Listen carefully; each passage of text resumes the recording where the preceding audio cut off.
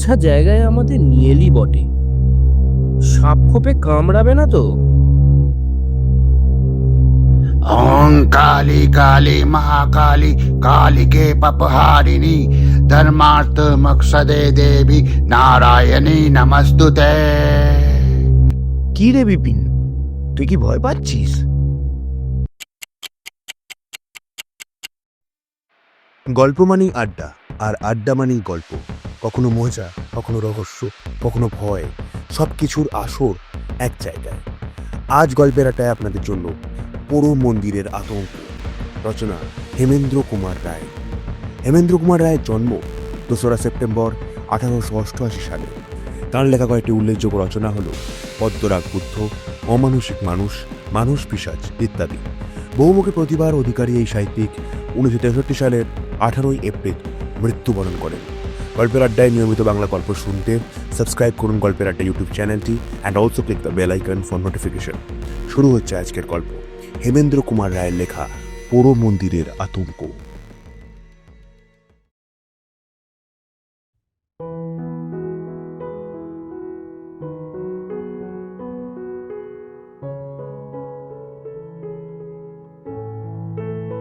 কলকাতা থেকে আমার কলেজের 3জন সহপাঠী বন্ধু এসেছিল আমাদের গাঁয়ে বেড়াতে। তাদের নিয়েই আমি সেদিন বিকেলে গিয়েছিলাম গাঁ ছাড়িয়ে মাইল দেড়েক দূরে ময়ূরাক্ষী নদীর তীরে। ওখানকার ময়ূরাক্ষীর 2 তীরের শোভা চোখে আরাম দেয়। ভেবেছিলাম সন্ধ্যার কোল অবধি নদীর ধারে বসে গল্পগুজব করে তারপর বাড়ি ফিরব। অন্ধকারে মাঠের মধ্যে আসতে পথে সাপ খোপের সম্মুখীন হতে পারে এই ভয়ে বাবার 5 সেলের টর্চটা সঙ্গে এনেছিলাম। গরমকাল, 6:30তেও তখন অনেক বেলা, প্রায় 6:30 হবে তখন। এরই মধ্যে আমাদের বন্ধু শ্যামল দেখি কবিগুরুর একটা গান ধরেছে। এসো হে বৈশাখ এসো এসো, এসো হে বৈশাখ এসো এসো। আহারে, কি গান ধরলি রে, গেয়ে যা গেয়ে যা। এসো এসো, এসো হে বৈশাখ এসো এসো। গান গাইতে আমরা এতই মশগুল ছিলাম যে পশ্চিম দিক থেকে কালো মেঘ উঠে কখন যে প্রায় অর্ধেকটা আকাশ ডেকে ফেলেছে খেয়ালই হয়নি। হঠাৎ ঝড় উঠতে খেয়াল হলো। আমরা ধর্মর করে উঠে পড়ে একরকম ছুটতে ছুটতেই বাড়ির পথে হাঁটা দিলাম। আমি জানি এই 1.5 মাইল পথের মধ্যে কোনো ঘরবাড়ি নেই, অর্থাৎ বৃষ্টির হাত থেকে শরীর বাঁচাবার মতো কোনো আশ্রয় নেই।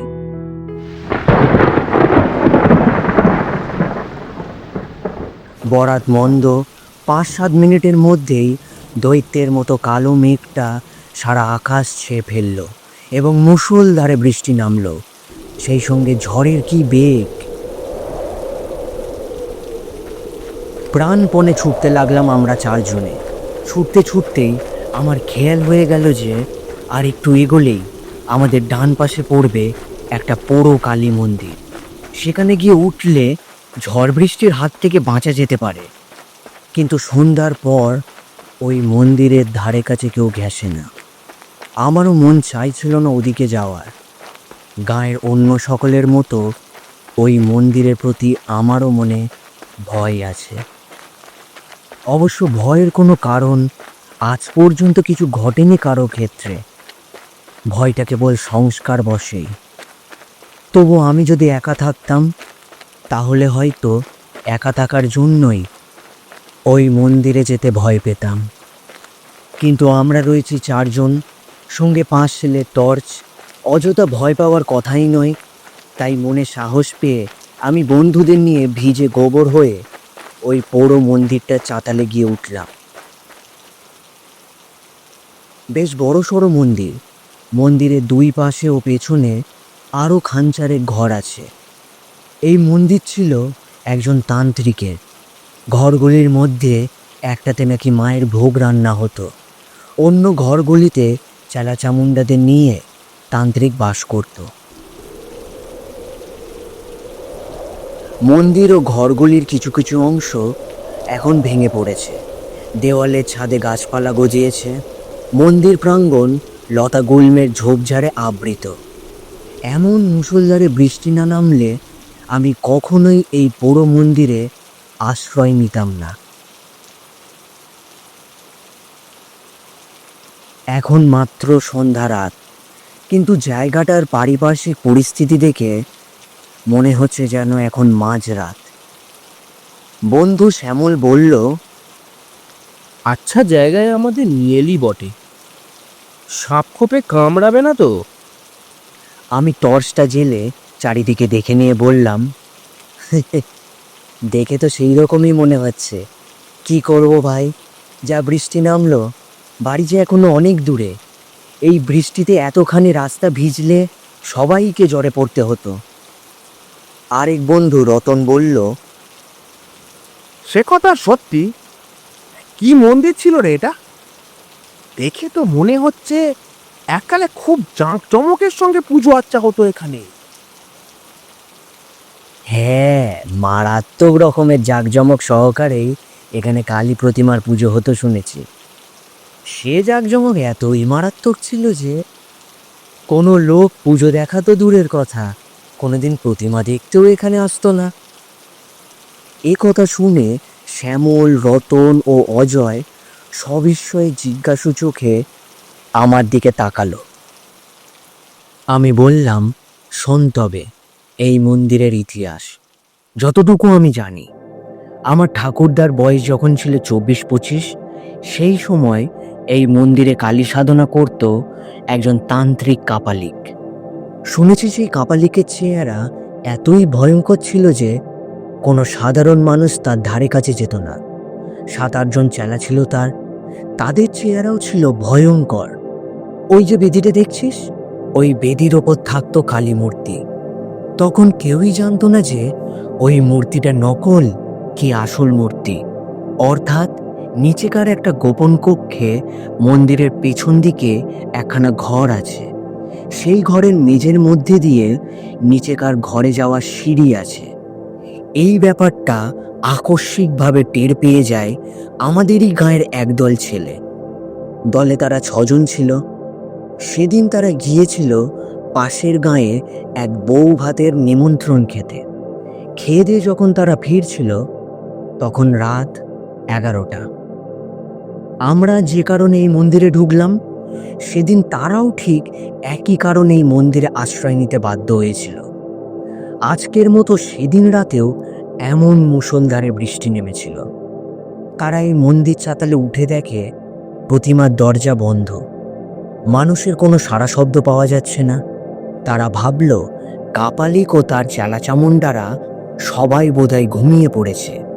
এমন সময় তাদের কানে পৌঁছায় পুজোর ঘণ্টার ধ্বনি। কিন্তু ঘণ্টার যে আওয়াজ তাদের কানে আসছিল, সে আওয়াজটা ছিল খুব চাপা ও ক্ষীণ। প্রথমটা তাদের মনে হয়েছিল খানিকটা দূর থেকে বোধহয় আওয়াজটা আসছে, তাই এমন চাপা মনে হচ্ছে। তারপরেই তাদের খেয়াল হলো যে এই মন্দিরের চারিপাশের প্রায় মাইল খানেক জায়গার মধ্যে কোনো বাড়িঘর, লোক বসতি নেই। তবে তবে ওই ঘণ্টার শব্দ, তাহলে নিশ্চয়ই এই মন্দিরের মধ্যেই অন্য কোনো ঘরে পুজো হচ্ছে।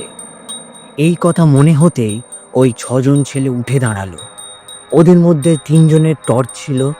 একজন বলল, হেই চল না, ভেতরের দিকটা একবার চুপি চুপি ঘুরে দেখে আসি, কোথায় কি পুজো হচ্ছে। যতগুলি ঘর ওই মন্দিরের ভেতর ছিল, সব ঘরের দরজায় তালা বন্ধ দেখল। ছেলেরা প্রত্যেকটি দরজার গায়ে কান দিয়ে বুঝল, না, এসব ঘরের মধ্যে কোনো আওয়াজই নেই। তবে ঘণ্টার শব্দ আসছে কোত্থেকে?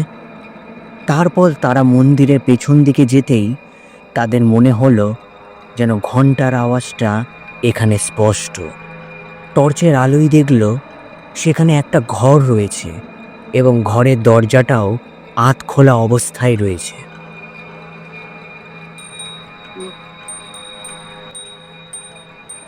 ছেলেরা এবার আরও হুঁশিয়ার হলো।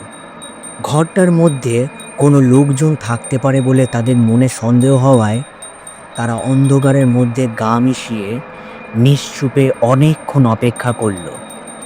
কিন্তু ওই ঘরটাও জনশূন্য রয়েছে। এ ব্যাপারে শেষ পর্যন্ত নিশ্চিন্ত হয়ে তারা সকলে ধীরে ধীরে ওই কক্ষে প্রবেশ করল। ভেতরে কি আছে এটাই তারা দেখতে চায়। কিন্তু ঘরটার মধ্যে ঢুকেই ঘণ্টার শব্দ আরও স্পষ্ট হয়ে উঠল। এবার তারা বুঝল ওই ঘরের মধ্যেই ঘণ্টার ধ্বনির রহস্য লুকিয়ে আছে। টর্চের আলোয় তারা মেঝেতে একটা বিরাট চৌকো ভারী লোহার পাত দেখতে পেল। লোহার পাতটা দেখে তাদের মনে কেমন যেন সন্দেহ জাগল। খুব সন্তর্পণে পাতটার দিকে এগিয়ে একজন সেটা টেনে সরাবার চেষ্টা করল, কিন্তু সেটা এত ভারী একজনের পক্ষে টেনে সরানো সেটা সম্ভব নয়। তখন তারা করল কি, চারজনে ধরে সেটাকে এমন সাবধানে টানতে লাগলো যাতে কোনো রকম শব্দ না হয়। খানিকটা টানতেই একটা গর্তের মুখ তারা দেখতে পেল এবং সেই ঘণ্টার শব্দ একেবারে স্পষ্ট হয়ে উঠল। বুঝল এই ঘরের নিচেকার কোনো চোরাকুটুরিতে ঘণ্টা বাজছে এবং সেই ঘরে যাওয়ার এটাই হলো গুপ্তদ্বার। ছেলেরা রহস্যের গন্ধ পেল। এমন গুপ্ত কক্ষে পুজো আচ্ছা করার কারণ কি? নিগূঢ় কারণ নিশ্চয়ই কিছু একটা আছে, এবং সে কারণ জানবার জন্য তাদের সকলের ডান পিঠে মন আনচান করে উঠল। তারা সেই লোহার পাতটাকে আরও খানিকটা সরিয়ে গুপ্তদ্বার সম্পূর্ণ উন্মুক্ত করে ফেলল। তাদের নজরে পড়ল কয়েক ধাপ সিঁড়ি সোজা নিচের দিকে নেমে গিয়ে ডান দিকে বেঁকে গেছে। গুপ্তকক্ষে যে আলো জ্বলছে তারই আলোয় আলোকিত হয়ে আছে সিঁড়ির বাঁকের মুখটা, ফলে সমস্ত সিঁড়িটাই মোটামুটিভাবে দেখতে পাওয়া যাচ্ছে। অতঃপর ছেলেরা মুহূর্তকালের জন্য একবার চুপি চুপি যুক্তি করে স্থির করে নিল যে তারা নিঃশব্দে সিঁড়ি বেয়ে খানিকটা নিচে নেমে দেখে আসবে কি ধরনের পুজো ওখানে হচ্ছে, যে পুজোর জন্যে এত গোপনীয়তার প্রয়োজন। সিঁড়ির সেই বাঁক অবধি নেমে ছেলেরা সন্তর্পণে ডান দিকে দৃষ্টিপাত করে যা দেখতে পেল তাতে তারা ভয়ে বিস্ময়ে একেবারে হতভম্ব হয়ে গেল।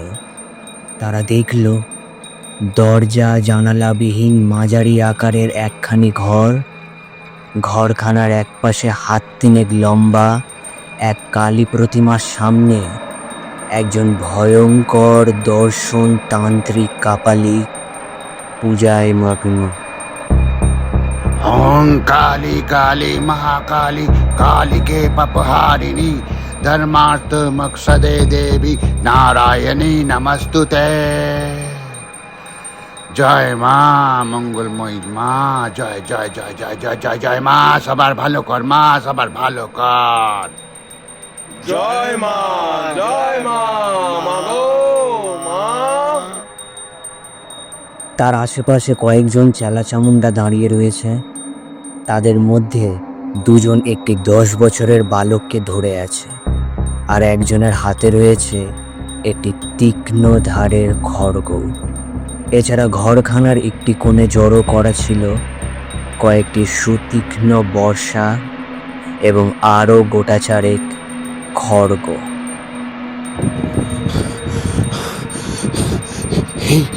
এই মন্দিরের আসল পুজো এখানেই হয়, বুঝলি? না বলিও হয়। ইতিমধ্যে কাপালিক পুজো শেষ করে আসন ছেড়ে উঠে দাঁড়ালো এবং ঘাতকের দিকে চেয়ে ইশারায় বলির নির্দেশ দিল। মা মা মা, প্রসাদ গ্রহণ করো মা, প্রসাদ গ্রহণ করো মা। আরে ওই দাঁড়িয়ে কি দেখছিস?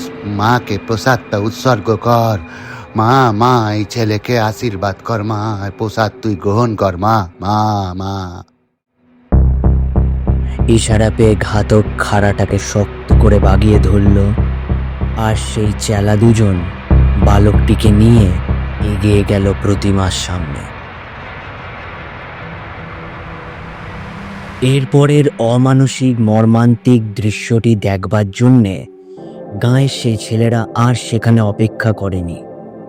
কোনো সুস্থ মানুষের পক্ষেই এই দৃশ্য দাঁড়িয়ে দেখা সম্ভব নয়। ওই অসহায় বালকটিকে বাঁচাবার জন্য সে সময় ছেলেগুলোর মনে প্রচণ্ড একটা উত্তেজনা জেগে উঠেছিল বটে, কিন্তু তারা বুঝেছিল যে বাধা দিতে গেলে ওই সশস্ত্র দুর্ধর্ষ কাপালিকগণের হাতে তাদের মৃত্যুবরণ করতেই হবে। তাই তারা আবার চুপি চুপি ওপরে উঠে এসে লোহার পাতটা আগের মতোই চাপা দিয়ে রেখে গাঁয়ে ফিরে গিয়েছিল। কিন্তু ওই হিংস্র নরঘাতক কাপালিকদের কথা তারা ভুলতে পারল না। ওই কাপালিকরা ইতিপূর্বে কত যে শিশু হত্যা নরহত্যা করেছে তার হয়তো ইয়ত্তা নেই।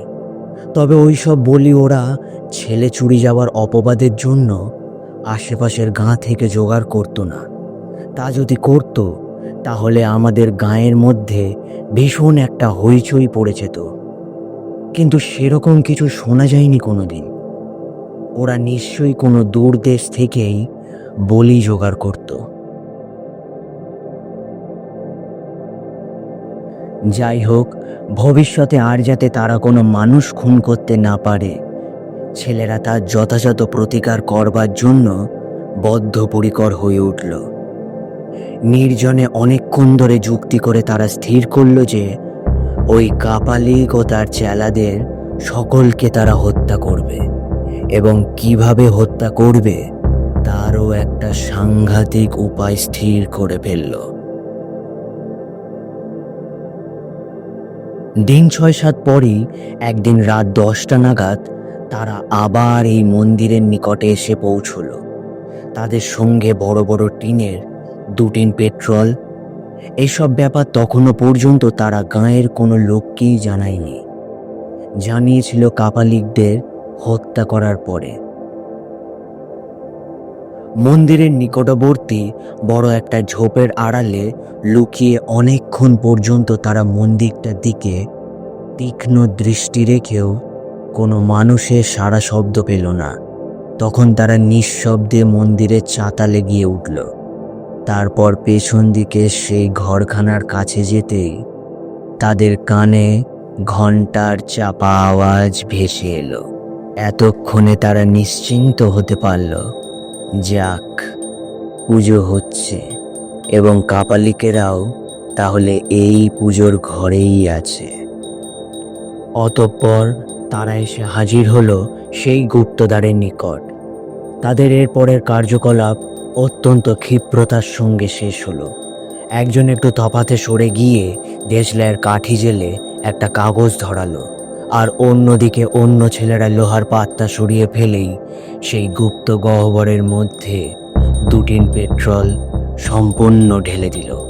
তারপর সেই জ্বলন্ত কাগজের টুকরোটা ভেতরে ফেলে দিতেই দপ করে গহ্বরের মধ্যে কড়াল অগ্নি জ্বলে উঠল, এবং সঙ্গে সঙ্গে গুপ্ত কক্ষের দরজাটাও তারা আবার বন্ধ করে দিল সেই লোহার পাতটা দিয়ে। ততক্ষণে গুপ্ত কক্ষের মধ্যে কাপালিকদের বীভৎস অন্তিম চিৎকার শুরু হয়ে গেছে। চলে গেল রে, চলে গেল। আরে কে কোথায় আছিস? বাঁচা রে বাবা, বাঁচা। চলে গেল। চলে গেলাম, মরে গেলাম রে, চলে গেলাম, চলে গেলাম, মরে গেলাম রে, বাঁচাও, বাঁচাও। কিন্তু সে চিৎকার অতি অল্পকালের মধ্যেই থেমে গেল। প্রচণ্ড নিস্তব্ধতা নেমে এলো। তারপর শত্রু ধ্বংস করে ছেলের দল বীর বিক্রমে গাঁয়ে ফিরে গিয়ে সকলের কাছে প্রকাশ করেছিল তাদের দুঃসাহসিক কাণ্ড কারখানার কথা। শুনে গাঁয়ের লোক স্তম্ভিত হয়ে গিয়েছিল। কিন্তু এই মন্দিরের ধারে কাছে আগেও যেমন কেউ আসতো না, কাপালিকের মৃত্যুর পরও কেউ কোনোদিন শখ করে এদিকে আসেনি। সেদিন সেই ছেলেরা যেমন এসেছিল, আমরাও আজ যেমন এলাম, তেমন নিতান্ত দায়ে পড়ে হয়তো কেউ কদাচিৎ এদিকে এসে থাকতে পারে। গল্প শেষ করে আমি চুপ করতেই অজয় বলল, একই ঘটনা, শোন ভালো করে। অপর দুই বন্ধু নীরব।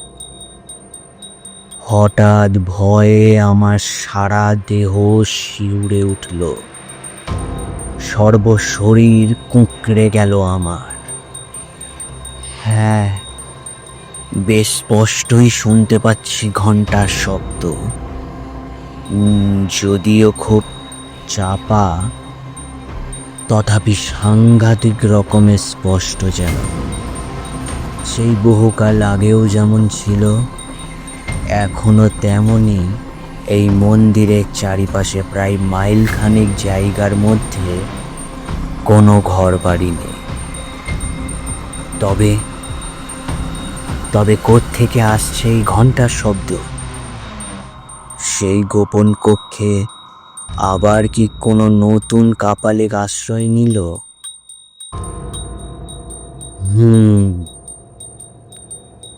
মন্দিরের যা পুরো অবস্থা, তাতে নিঃসন্দেহে বলা যায় এখানে কোনো লোক বাস করে না। মন্দিরের সর্বত্র ধুলোবালি, শুকনো পাতা, কাটিকুটিতে ভর্তি। দেওয়ালের ফাটলে ফাটলে গাছপাতা জন্মেছে। লোক বাস করলে মন্দির চাতালে এমন 1 ইঞ্চি পুরো ধুলোবালিও জমে থাকতো না, শুকনো কাঠিকুটিও পড়ে থাকতো না। তবে তবে এই ঘন্টার আওয়াজ আসছে কোথা থেকে? এই মন্দিরের মধ্যে থেকেই আসছে, তাছাড়া আবার কোথা থেকে আসবে? শ্যামল, অজয় আর রতন, এদের কানেও পৌঁছেছে ঘন্টার শব্দ। অজয় 2 ভ্রু কুঁচকে সন্দিগ্ধ কণ্ঠে বলল, ঘন্টার আওয়াজ আসছে না? সেই অন্ধকারের মধ্যেও দেখতে পেলাম অপর বন্ধু জলজল চোখে আমার মুখের দিকে তাকিয়ে আছে। অজয় হচ্ছে 1 নম্বরের ডান পিঠে ছেলে, অত্যন্ত সাহসী। সে আমাকে বলল, এ ঘন্টার আওয়াজ কোত্থেকে আসছে বলে মনে হয় তোর? আগে তো কাছাকাছি কোনো ঘর বাড়ি ছিল না শুনলাম, আর এখন? না, এখনো তো এমনি, মাইলখানেকের মধ্যে বাড়িঘর কিচ্ছু নেই। তাহলে তাহলে কি আবার কেউ বা কারা সেই ঘরে ঠাকুর প্রতিষ্ঠা করে পুজো করছে? অবশ্য দেখে শুনে তো মনে হচ্ছে না 20 বছরের মধ্যে এখানে কোনো লোক বাস করেছে। যাই হোক, ব্যাপারটা না দেখে ছাড়ছি না। আওয়াজটা শুনে মনে হচ্ছে এই মন্দিরের মধ্যে থেকেই আওয়াজটা আসছে। চল তো, সেই ঘরটার মধ্যে নিয়ে চল আমাকে, যেই ঘরটায় বলছিলি লোহার পাতে ঢাকা গুপ্তপথ আছে। সে ঘর তো আমি জানি না, তবে শুনেছি পেছন দিকে। দেখি চ। আমার সেদিকে যাওয়ার মোটেই ইচ্ছে ছিল না, কিন্তু পাছে শহরের বন্ধুদের কাছে আমি ভীরু কাপুরুষ প্রতিপন্ন হই, সেই ভয়তেই আমাকে ওদের নিয়ে যেতে হলো। মন্দিরের পেছন দিকে পৌঁছতেই ঘন্টার আওয়াজ স্পষ্ট হলো। ভয়ে থরথরিয়ে কেঁপে উঠলাম আমি। কম্পিত গলায় বললাম, হ্যাঁ হ্যাঁ হ্যাঁ, সেই ঘরেই ঘন্টা বাজছে, কোনো ভুল নেই। আবার কারা এলো? আমি যে ভীত হয়ে পড়েছি তা অজয় টের পেয়ে বলল, কি রে বিপিন, তুই কি ভয় পাচ্ছিস? না না না না, মানে ভয় ভয় ভয় ভয় কেন পাবো? তবে তবে ভাবছি কোনো নরবলি টরবলি হচ্ছে না তো? দেখা যাক না কি হচ্ছে। আমি বুঝতে পারলাম ও রতন বা শ্যামলেরও এসব ব্যাপারে উৎসাহের অভাব রয়েছে। ওরা দুজনও কেমন যেন নিয়ে রয়েছে। আমার মতোই অবস্থা আর কি। ভীতু কাপুরুষ প্রতিপন্ন হতে চায় না বলেই নিরুত্তরে এগিয়ে চলেছে। অজয় আমার কাছ থেকে আগেই টর্চটা নিয়েছিল। টর্চের আলোয় দুই পাশ দেখতে দেখতে সে এগিয়ে চলেছিল। যে কটা ঘর দেখলাম কোনো ঘরেরই দরজা জানালা নেই, সব উইয়ে নষ্ট করেছে আর ভেঙে চুরে পড়েছে। সর্বত্র ধুলো, বালি, নোংরা ইত্যাদিতে ভরা। এখানে কোনো লোকে যাওয়া আসা থাকলে এই পুরু ধুলোর ওপর পায়ের দাগ নিশ্চয়ই থাকতো। কোনো পদচিহ্ন নেই, এমনকি কোনো জন্তু জানোয়ারেরও পদচিহ্ন নেই। শুধু আমরাই কজন সুস্পষ্ট পদচিহ্ন ফেলে এগিয়ে চলেছি।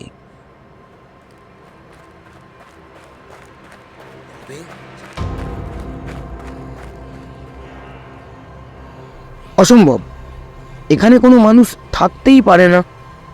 তবে তবে যে কি, সেটাই তো জানতে যাচ্ছি। আমরা সেই ঘরটার মধ্যে এসে হাজির হলাম। চোখে মুখে মাকড়সার জালের স্পর্শ পাওয়া গেল।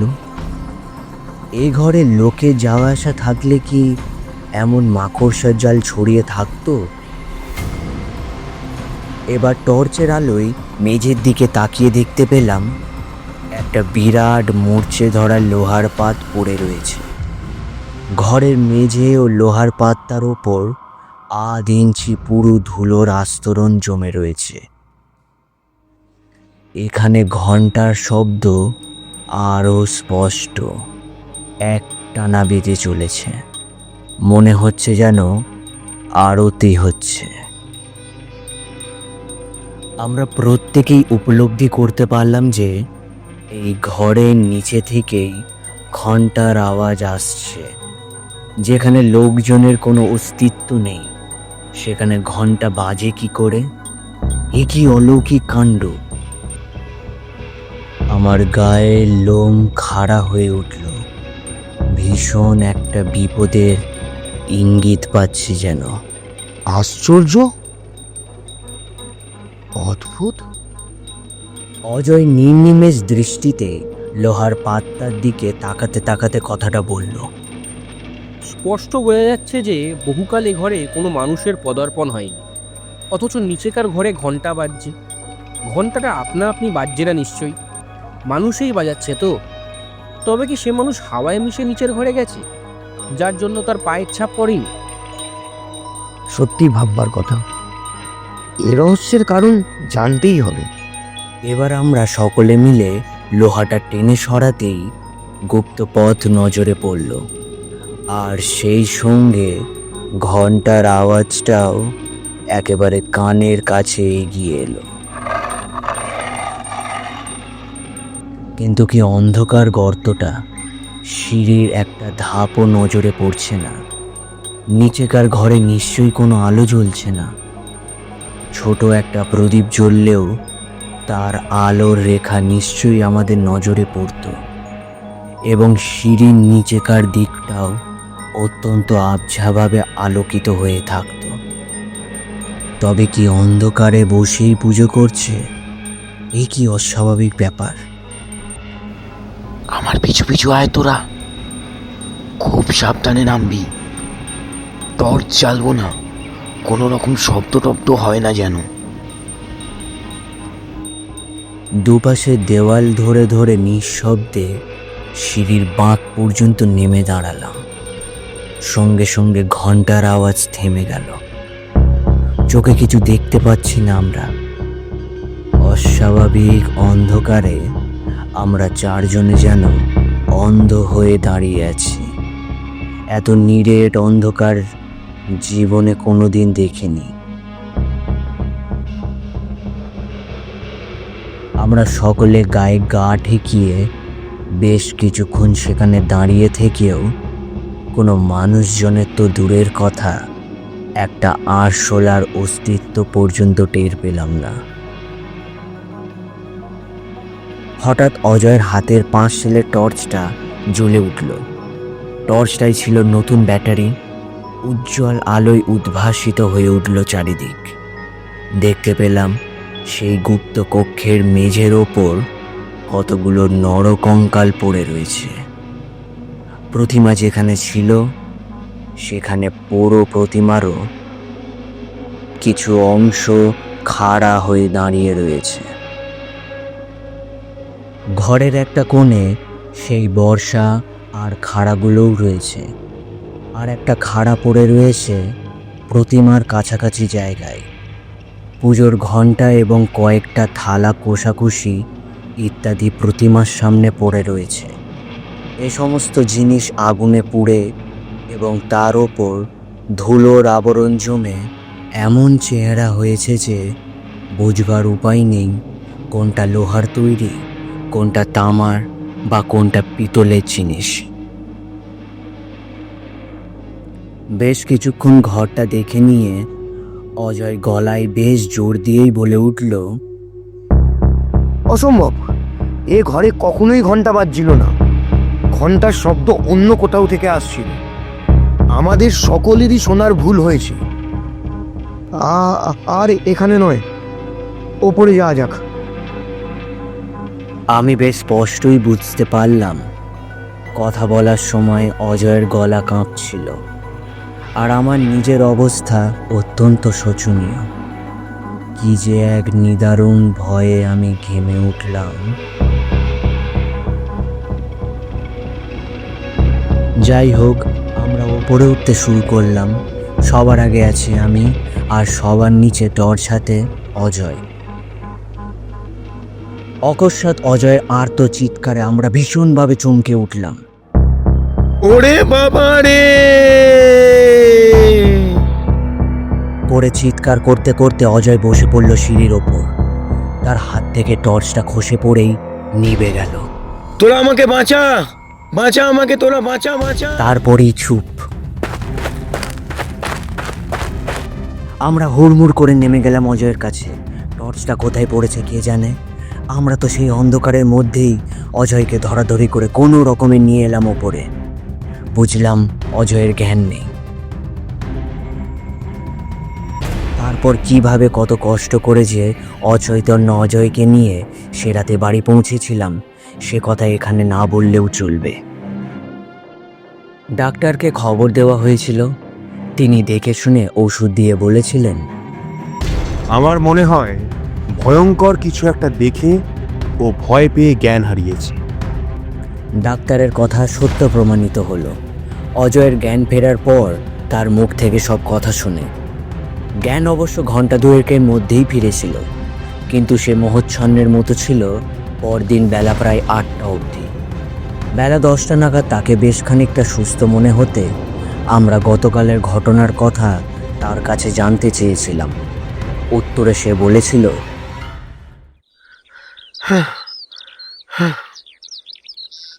আমি যখন এগোচ্ছিলাম তোদের সকলেরই ঠিক পেছনে, তখন হঠাৎ খেয়াল করি আমার ঠিক পেছনেই একটা ছায়ামূর্তি। ঘুরে তাকিয়ে দেখলাম একজন ভীষণ দর্শন কাপালিক আমার দিকে এগিয়ে আসছে। আমি 2 পা পিছিয়ে যেতেই মাটিতে পড়ে গেলাম। তখন সেই ভয়ানক মূর্তি এক হাতে আমার গলা চেপে ধরল এবং অন্য হাতে ধারালো খাড়া তুলে আমার গলায় একটা কোপ বসিয়ে দিতে যাচ্ছিল। তাই অমনভাবে আমি চিৎকার করে উঠেছিলাম। তার মুখে এ কথা শুনে তখনই গাঁয়ের প্রায় 20-25 জন যুবক সেই বড় মন্দিরের উদ্দেশ্যে রওনা হয়ে পড়ল। এই কি বলছো বলতো? চল তো দেখে আসি একবার। হ্যাঁ, কি ঘন্টা কাপালি কিসব কথাবার্তা বলছে ছেলেরা। চ তো চ দেখে চ আসি, চ চ। চ। এই টর্চগুলো নিয়ে নিস কিন্তু মনে করে। শ্যামল, রতন আর আমি আগে আগে চললাম। সকলের মনেই সেই ঘরটা দেখার তীব্র আগ্রহ। দিনের বেলা বেশ ভালোভাবেই দেখাশোনা যাবে, এতকাল কারো মনে কোনো আগ্রহ জাগেনি। আজ এত বছর পর একটা অস্বাভাবিক ঘটনা ঘটে যাওয়ায় গাঁয়ের আজকালকার তরুণ যুবকেরা কৌতূহল দমন করতে পারল না। দিনের বেলা হলেও সেই পাতাল কক্ষ অন্ধকারাচ্ছন্ন থাকবে অনুমান করে নিয়ে আমি গোটা 4-5 টর্চ নিয়ে যাওয়ার পরামর্শ দিয়েছিলাম। কিন্তু কার্যক্ষেত্রে দেখা গিয়েছিল প্রায় জনা 10 টর্চ নিয়ে এসেছিল। গুপ্তদ্বারের সামনে এসে দেখা গেল সত্যিই ভেতরটা বেশ অন্ধকার। যাই হোক, আমরা টর্চগুলো জেলে একে একে নামতে লাগলাম নিচে। সিঁড়ির শেষ প্রান্তে নেমে আমার টর্চটা পেয়ে গেলাম। কিন্তু এ কি, এখানে একটা কঙ্কাল এলো কি করে? দেখেই শিউরে উঠলাম। বেশ মনে আছে, এখানে সিঁড়ির গোড়ায় তো কোনো কঙ্কাল ছিল না। কঙ্কালগুলো তো সবই দেখেছিলাম ঘরের মেঝের ওপর এদিক ওদিক পড়েছিল। আরে, পায়ের কাছে বিরাট একখানা খাড়া পড়ে রয়েছে দেখছি। কঙ্কাল, খাড়া, না, কখনো না, এসব মোটেই এখানে ছিল না। ঘরের নিজের দিকে তাকিয়ে দেখি প্রতিমার কাছে যে খাড়াটা পড়েছিল সেটা তো সেখানে নেই। সবগুলো টর্চের আলোয় ঘরখানা প্রায় সাদা হয়ে গেছে। অন্য সকলে অবাক চোখে ঘরের মধ্যে যা যা রয়েছে সেই সব লক্ষ্য করছে, কিন্তু আমার নজরে যা পড়ছে তা আশ্চর্য, অতি আশ্চর্য, একেবারে অলৌকিক ব্যাপার। প্রতিমার কাছে যে খাড়াটা পড়েছিল সেখানে খাড়াটা নেই বটে, কিন্তু সেই জায়গাটায় খাড়ার খাপটা জ্বলজ্বল করে যেন জ্বলছে। বহুকাল ধরে ঘরের মেঝে ও জিনিসপত্রের ওপর বেশ পুরু একটা ধুলোর আস্তরণ জমেছিল। কাজেই সেখান থেকে খাড়াটা উঠে আসার জন্যই অমন সুস্পষ্ট ছাপটা দেখা যাচ্ছে। আর ওখানকার ওই খাড়াটাই যে এখানে এসে পড়েছে এ বিষয়ে আমার মনে কোনো রকম সন্দেহ রইল না। শুধু খাড়াটাই নয়, ওই একই রহস্যজনক উপায়ে কঙ্কালটাও যে ঘরের মেঝে থেকে উঠে এসেছে এখানে, সে বিষয়েও আমার মনে স্থির বিশ্বাস জন্মালো। কিন্তু এই অলৌকিক কাণ্ড কারখানার মূলে কোনো অলৌকিক রহস্য যে লুকিয়ে রয়েছে তার মীমাংসায় পৌঁছানোর মতো বুদ্ধি আমার নেই। অত লোকজনের মধ্যে থেকেও কি যেন এক দারুণ ভয়ে আমার সারা দেহ শক্ত কাঠ হয়ে গেল। গল্পের আড্ডায় আজ শুনলেন পোড়ো মন্দিরের আতঙ্ক। রচনা হেমেন্দ্র কুমার রায়। গল্প পাঠে এবং প্রথম ছেলে শুভজিৎ রায়, অজয়, শুভ, শ্যামল, ঋষভ, কাপালিক, অয়ন মুখার্জি। গল্পের সূত্রধার রতন, ডাক্তারবাবু ও দ্বিতীয় ছেলের চরিত্রে অনির্বাণ। পোস্টার ডিজাইন রমজিতা পাত্র এবং শুভজিৎ রায়। টেকনিক্যাল হেড শুভজিৎ রায়। শব্দগ্রহণ এবং ধ্বনি পরিকল্পনা শুভ। Content head Rishabh. সমগ্র পরিচালনায় অনির্বাণ এবং গল্পের আড্ডা টিম। শেষ হলো হেমেন্দ্র কুমার রায়ের লেখা পোড়ো মন্দিরের আতঙ্ক। গল্পটি ভালো লেগে থাকলে লাইক, কমেন্ট এবং শেয়ার করুন, এবং গল্পের আড্ডায় আরও ভিন্ন স্বাদের গল্প শুনতে সাবস্ক্রাইব করুন গল্পের আড্ডা YouTube channel. Also click the bell icon for notification. Happy listening.